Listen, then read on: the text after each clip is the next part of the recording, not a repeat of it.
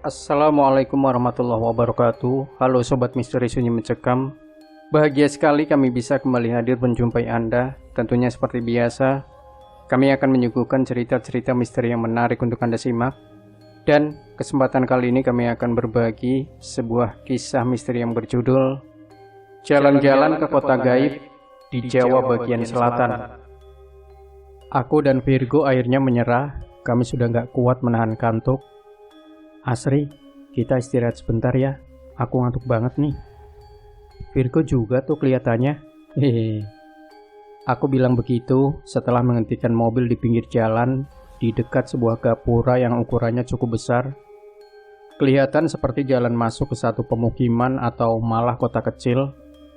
Gapura ini agaknya merupakan satu-satunya bangunan yang kami temukan sepanjang beberapa puluh menit perjalanan sebelumnya. Aku sempat memperhatikan sebentar. Gapuranya berbentuk dua tembok tinggi berwarna gelap, namun masih kelihatan jelas. Iya mas, nggak apa-apa, istirahat aja dulu. Daripada kenapa-kenapa kan? Asri bilang begitu. Ya sudah, kurebahkan kursi supaya nggak terlalu tegak. Cari posisi enak untuk terlelap bareng sejenak. Niatnya seperti itu. Tapi sebelum terlelap, sekilas aku melirik jam tangan menunjuk ke angka 1 dini hari. Aneh, padahal seringkali lebih dari jam 1 dini hari, aku masih kuat berkendara. Tapi kali ini lelah dan kantuknya gak terkira. Sekali lagi aku menoleh ke kursi sebelah. Virgo malah sudah nyenyak tanpa basa-basi. Asri, dia masih duduk tenang di belakang, sepertinya masih terjaga. Aku gak bisa melihatnya dengan jelas karena kabin dalam keadaan gelap. Setelah semua itu, akhirnya aku terlelap. Langit yang awalnya gelap berubah jadi jingga kemerahan. Pemandangan yang tadinya nggak kelihatan sekarang sudah jelas terlihat. Sudah bukan malam lagi, sudah terang, tapi bukan terang tengah hari bolong. Malah terasa seperti sore menjelang malam. Memperhatikan sekeliling, pepohonan rapat jadi pemandangan yang terlihat. Aku nggak bisa melihat lebih jauh karena tertutup pepohonan itu. Mengucek-ngucek mata sebentar. Aku terus memperhatikan semuanya sambil berusaha mengumpulkan nyawa karena baru saja terjaga. Syukurlah udah bangun. Suara Asri dari luar mengagetkanku. Sebelum tidur tadi, jendela memang sengaja aku buka sedikit. Asri berdiri persis di samping jendela. Jam berapa sih ini? Kamu dari mana, Sri? Tanya aku. Udah jam 10, Mas.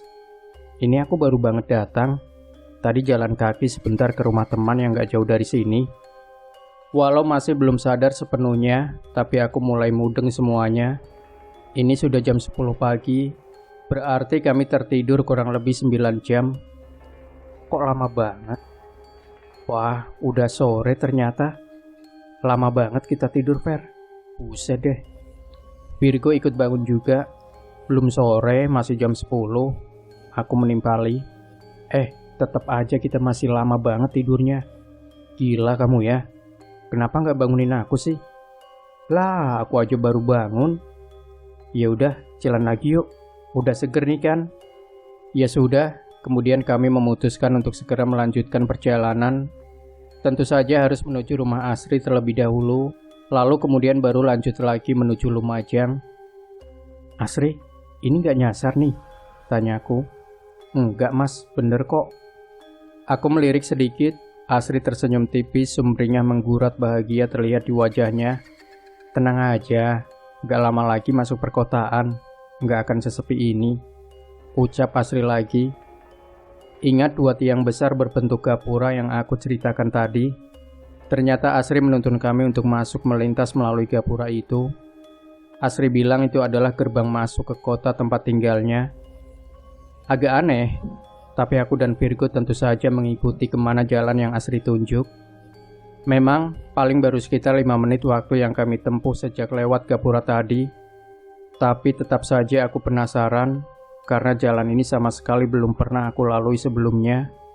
Ditambah suasana dan pemandangannya agak berbeda dengan sisi jalan lintas Jawa pada umumnya.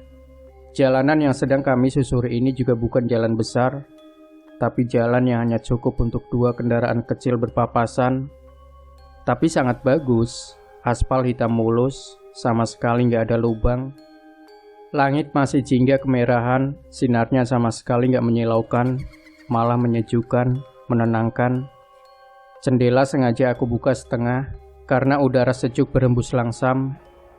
Dingin juga, tapi bukan dingin yang menusuk tulang, pokoknya nyaman.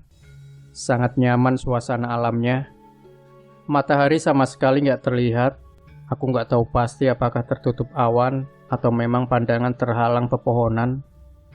Enak ya mas udaranya? Asri bilang begitu tiba-tiba, membuyarkan lamunanku dan Virgo. Iya, ini namanya daerah apa ya sih? Aku sama sekali belum pernah ke sini. Virgo menjawab sambil membetulkan posisi duduknya. Bener enak banget, sejuk. Apa ada dekat-dekat gunung ya sekitar sini? Aku bertanya begitu karena sejak awal sama sekali nggak bisa melihat pemandangan sampai jauh. Nggak bisa melihat apakah ada pegunungan di sekitar sini. Emang gini mas, nggak ada pegunungan sama sekali, jawab Asri. Terus, ini pohon-pohon banyak gini, apa emang hutan di sini? Tanyaku lagi. Bukan hutan mas, memang begini, banyak pohon di pinggir jalan. Tapi pohonnya rapat banget ya, sampai susah untuk melihat apa yang ada di belakangnya, ucap Virgo. Dan yang agak aneh, sejak tadi kami sama sekali nggak melihat ada kendaraan lain, entah itu motor atau mobil. Hanya ada kami yang menyusuri jalan. Aku pikir karena mungkin masih pagi, atau bisa juga karena ini hari kerja, jadi nggak banyak orang dan kendaraan lalu lalang. Bentar lagi kita masuk perkotaan mas. Lagi-lagi Asri membuyarkan lamunanku. Syukurlah, akhirnya. Jawabku sedikit lega. Sekali lagi, padahal belum lama perjalanan kami, paling baru sekitar 10 menit dari Gapura tadi. Tapi perjalanan terasa lama, terasa sudah seperti berjam-jam, rasanya seperti itu. Jalanan sejak awal hanya lurus dan lurus saja, sama sekali nggak ada belokan. Tapi akhirnya di kejauhan aku melihat persimpangan. Ada dua arah jalan, ke kanan dan ke kiri. Persimpangan yang di sekelilingnya masih sama, dipenuhi dengan pepohonan yang rapat. Belok kanan mas. Asri seperti mengerti kebingunganku. Dia lalu mengarahkan untuk berbelok ke kanan. Kendaraan pun berbelok. Dari sini kelihatan di beberapa puluh meter di depan ada yang berbeda. Pemandangan gak lagi didominasi oleh pepohonan, tetapi sudah kelihatan ada bangunan. Kendaraan yang sejak tadi memang gak terlalu cepat. Aku membuatnya lebih lambat lagi. Ku angkat pedal gas perlahan. Langit masih sama, jingga kemerahan. Udara juga masih sejuk. Matahari belum juga kelihatan, hanya sinarnya saja yang masih menyebar hangat. Jalanan yang tadinya aspal hitam berubah menjadi jalan tanah kecoklatan, tapi kelihatan dan terasa keras ketika roda mobil berputar menggelinding di atasnya. Itu yang pertama kali aku lihat ketika sepertinya kami sudah masuk ke wilayah perkotaan. Agak aneh memang, kenapa jalanannya malah jalan tanah? Terus aja mas, lurus. Asri bilang begitu. Kendaraan berjalan pelan, aku memang sengaja membuatnya seperti itu. Karena banyak alasan, banyak pertanyaan di kepala ketika pemandangan pepohonan sudah berganti jadi bangunan rapat yang nyaris semuanya sambung menyambung jadi satu. Banyak bangunan rapat, semuanya bangunan permanen, dinding tembok tebal yang nyaris seluruhnya berwarna putih. Ornamen-ornamen tambahan menghiasi setiap sudut kota ini. Ada lampu taman klasik di pinggir jalan. Ada beberapa kursi cantik berbahan besi kayu menghias trotoar. Nah, dari semuanya yang paling mencolok adalah desain bangunan dan segala ornamen yang ada. Aku sangat memperhatikan ini dan melihatnya sungguh takjub bercampur aneh. Karena semua desainnya tahun 1960-70-an, klasik, arsitektur Eropa, namun masih ada banyak sentuhan budaya Jawa. Indah, sungguh indah kota ini, ditambah dengan sentuhan sinar jingga kemerahan dari langit yang masih terus setia menghias hari. Saking fokusnya memperhatikan keadaan sekitar, aku jadi lupa dengan waktu, lalu melirik jam tangan. Hah, sudah jam 3 sore? Kok cepat banget? Ya, aku terkejut ketika sadar kalau ternyata sudah jam 3. Kenapa kamu? Akhirnya Virgo bersuara. Ini beneran udah jam 3? Tanyaku. Beneran. Jamku juga jam 3. Nih, lihat aja. Virgo menunjukkan jam yang ada di tangannya. Benar sudah jam 3. Mas-mas ini terlalu asik menikmati pemandangan kali. Jadinya lupa waktu. Tawa tipis Asri mengakhiri kalimat yang keluar dari mulutnya. Mungkin Asri benar, aku dan Virgo bisa saja terlalu asik menikmati dan memperhatikan sekitar. Tapi seharusnya nggak selama itu, nggak secepat itu waktu bergulir. Taksiranku harusnya kami berjalan sejak dari Gapura nggak lebih dari 1 jam. Harusnya sekarang masih di kisaran jam 11 atau setengah 12. Sesekali aku melirik dari kaca spion. Asri terlihat terus tersenyum dengan mata berbinar cerah, asik memperhatikan suasana kampung halamannya, seperti orang yang sudah bertahun-tahun gak pulang. Emang biasanya kayak gini ya Sri? Gak ada orang sama sekali, sepi amat. Aku akhirnya bertanya kepada Asri perihal keanehan selanjutnya. Keanehan itu adalah sejak sampai di kota kecil ini, sama sekali gak ada orang yang lalu lalang, gak ada. Ditambah gak ada suara yang terdengar, desir hembus angin pun gak ada, hanya suara mesin mobil kami saja yang menggema pelan terpantul dinding rapat bangunan, seperti sedang melewati kota mati. Kalau siang emang begini mas, sepi. Nanti menjelang sore ke malam mulai rame, jawab Asri. Kenapa begitu? Apa emang kayak gini dari dulu? Virgo ikut penasaran. Iya, Asri menjawab pendek. Tapi nggak juga. Itu ada orang di dalam toko. Aku bilang begitu ketika akhirnya melihat ada tanda-tanda kehidupan. Di salah satu bangunan berbentuk toko, aku melihat ada pergerakan orang beraktivitas di dalamnya. Di dalam bangunan agak gelap, jadi yang aku lihat hanya berbentuk siluet. Berikutnya, beberapa kali aku melihat aktivitas yang sama pada bangunan yang berbeda. Ya, begitu. Sepertinya warga kota ini aktivitasnya di dalam ruangan, sama sekali nggak ada yang kelihatan bergerak lalu lalang di luar. Jadinya jalanan kota sangat sepi. Nanti di depan belok kiri ya mas, Asri bersuara. Benar yang Asri bilang, nggak jauh di depan terlihat ada persimpangan ke kiri dan ke kanan. Aku ikuti arahan Sri. Selanjutnya setelah berbelok, suasananya tetap sama. Masih berjajar bangunan desain klasik yang berjajar rapat satu sama lain. Pemandangan sama persis.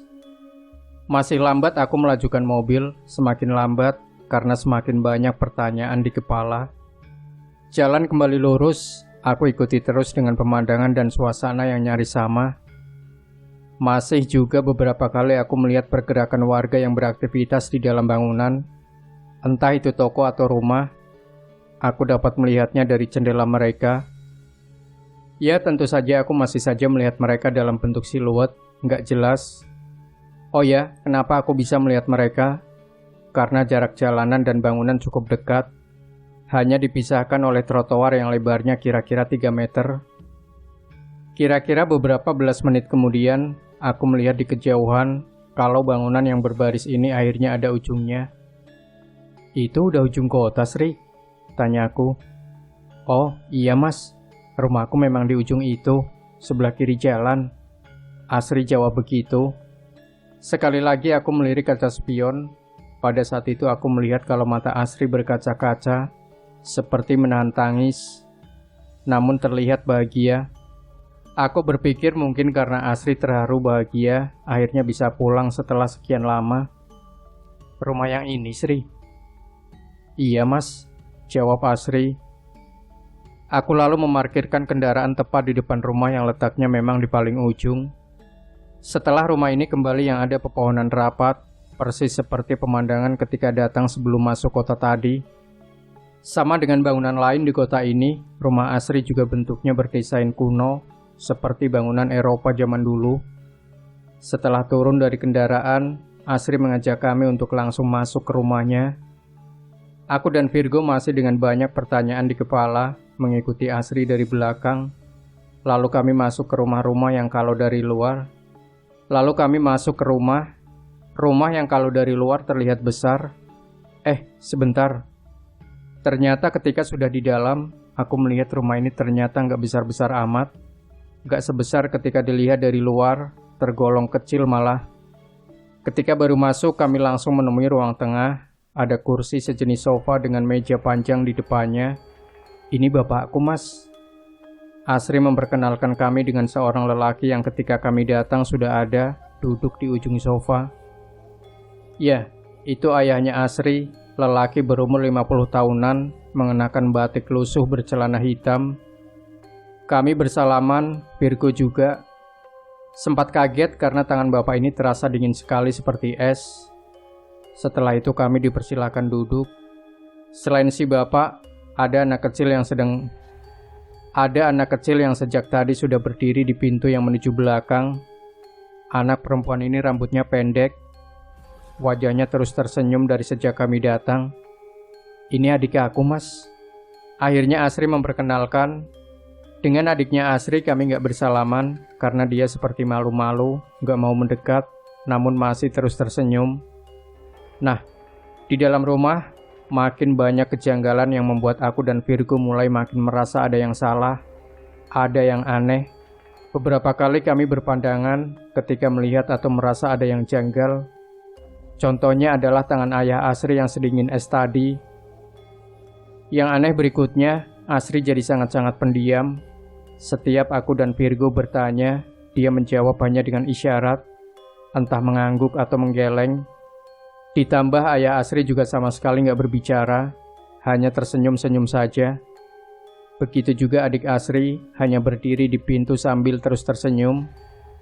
Aku mulai merasa semakin yakin ada yang janggal ketika ayah Asri dengan menggunakan tangan memberi isyarat, seperti mempersilahkan kami untuk menikmati hidangan di meja.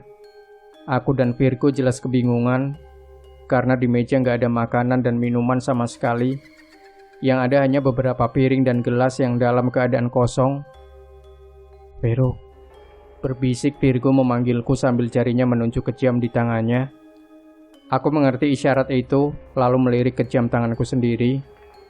Astaga, ternyata sudah jam 6:30. Kok bisa secepat itu? Perasaan baru sebentar kami di rumah ini, tapi kenapa tiba-tiba sudah malam? Aku dan Virgo lagi-lagi saling berpandangan, ada yang gak beres. Sementara Asri, ayah serta adiknya tetap berada di tempatnya masing-masing. Gak ada pergerakan. Yang mengerikan, mereka semua terus tersenyum dengan ekspresi kosong. Siapa sebenarnya Asri ini? Itu pertanyaan yang ada di kepala.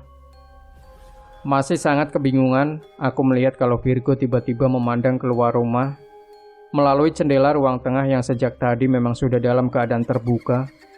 Tentu saja aku langsung ikut melihat keluar. Di luar sudah gelap, gak ada lagi terang jingga kemerahan yang kami lihat seharian. Gelap malam jalanan kota hanya diterangi lampu taman yang berdiri di trotoar. Lampu ini gak terang menerangi, namun cahaya redupnya masih bisa membantu kami untuk melihat keanehan selanjutnya. Apa keanehan selanjutnya? Tadi aku sudah ceritakan kalau jalanan kota sangat sepi, gak ada orang yang terlihat sama sekali. Tapi anehnya, setelah hari sudah berganti malam, satu persatu mulai ada orang lalu lalang. Benar seperti apa yang Asri bilang tadi, kota ini akan mulai ramai ketika malam tiba. Cukup lama aku dan Virgo melihat dan memperhatikan luar, seperti terhipnotis terus-terusan seperti itu. Sampai ketika lamunan kami akhirnya terhenti ketika melihat ada sesuatu yang menyeramkan. Ayo kita pergi, Ver. Gila ini. Begitu Virgo bilang. Aku ikuti ajakan Virgo tanpa pikir panjang. Kami berdua langsung bergegas menuju kendaraan, tanpa sedikit pun memperdulikan Asri dan keluarganya. Tapi ketika aku baru sampai pintu, ini jarak terdekat dengan tempat Asri berdiri, Asri mengucap kalimat pendek. Terima kasih, Mas. Begitu dia bilang. Aku mengabaikannya, menatapnya pun gak berani. Terus berjalan cepat menuju mobil, berniat untuk pergi keluar dari kota seram ini segera. Tahu kenapa aku dan Virgo beberapa detik sebelumnya langsung kompak buru-buru keluar rumah? Itu karena kami melihat ada pemandangan menyeramkan. Di jalanan kota, banyak orang lalu lalang, tapi ada sebagian sosok yang kelihatan sangat seram. Sebagian sosok itu berjalan seperti melayang, kakinya seperti nggak menyentuh tanah. Kami terpaku melihatnya. Beberapa detik kemudian, kami juga melihat kalau ayahnya Asri lagi-lagi tanpa suara. Dia memberi isyarat dengan tangan seperti pamit hendak meninggalkan ruangan. Ternyata benar, beliau pergi meninggalkan ruang tengah menuju belakang rumah. Yang mengerikan, ternyata beliau bergerak melayang juga, gak berjalan seperti manusia normal. Pada detik itulah aku dan Virgo memutuskan untuk segera pergi. Setelah sudah di mobil, aku langsung menyalakan mesin, memutar kendaraan menuju arah kami datang tadi. Kali ini aku mengendarai mobil agak cepat, ingin segera pergi jauh-jauh dari tempat ini. Lewat kaca spion, aku melihat dari kejauhan, Asri melambaikan tangan ke arah kami. Meraba-raba, aku menyusuri jalan kota seram ini. Sepanjang jalan ini pula kami harus melihat pemandangan seram. Banyak sosok yang lalu lalang berjalan bergerak melayang. Entah kota apa ini. Beruntung aku gak menemui kesulitan mencari jalan. Gak lama kemudian, kami sudah berada di luar kota itu. Sudah kembali menemui pepohonan rindang. Kamu mual gak sih? Pusing kepalaku, ucap Virgo. Iya, aku juga merasakan hal yang sama. Tiba-tiba aku merasa gak enak badan teramat sangat. Perut mual, kepala pusing seperti berputar, keringat dingin bercucuran. Kita minggir dulu aja ya. Aku bilang begitu karena sudah gak tahan lagi. Setelah mobil sudah terparkir di pinggir jalan, aku merebahkan tubuh, kemudian gak ingat apa-apa lagi. Vero, bangun Ver, bangun. Suara Virgo membuat aku terbangun. Aku terjaga, seperti baru sadar dari pingsan. Kepalaku masih pusing, baju basah keringat, masih terasa mual juga. Suasana di luar masih gelap, sangat gelap. Aku lalu memperhatikan sekitar, ternyata kami sudah berada kembali di tempat yang sama. Parkir di dekat gapura besar yang Asri bilang merupakan gerbang masuk ke kota asal dia. Kami kembali ke awal, tapi tanpa Asri, nggak ada Asri. Jam berapa ini? Tanya aku. Jam 1:30, jawab Virgo. Masih jam 1:30 dini hari. Ternyata hanya setengah jam yang lalu ketika aku, Virgo, dan Asri memutuskan untuk istirahat sejenak. Ayo kita cabut ah, gila, serem banget. Aku bilang begitu sambil menyalakan mesin mobil. Asri gimana? Tanya Virgo. Asri bukan orang, jawabku. Lalu kami buru-buru pergi dari tempat itu, melanjutkan perjalanan menuju Lumajang. Jadi begini awal ceritanya. Sebelumnya aku kenal Asri karena kami tinggal di tempat kos yang sama. Kebetulan aku anak baru sebulan tinggal di situ, sedangkan Asri katanya sudah lama kos di situ. Pada suatu hari, 1 minggu sebelum kejadian seram itu, aku dan Virgo ditugaskan oleh perusahaan tempat kami bekerja untuk berkunjung ke kantor cabang di Lumajang. Entah tahu dari mana, Asri bisa menebak kalau aku akan ada perjalanan ke Lumajang. Mas, aku boleh numpang gak ya? Aku mau pulang kampung. Sudah lama banget gak mudik. Begitu Asri bilang ketika kami berbincang di tempat kos pada suatu malam. Memang kampung halamannya di mana? Tanyaku penasaran. Pokoknya beberapa jam sebelum Lumajang, di selatan Jawa. Oh ya udah, ikut aja nggak apa-apa sekalian. Emang aku dan teman kantor mau lewat selatan sih. Begitu jawabku.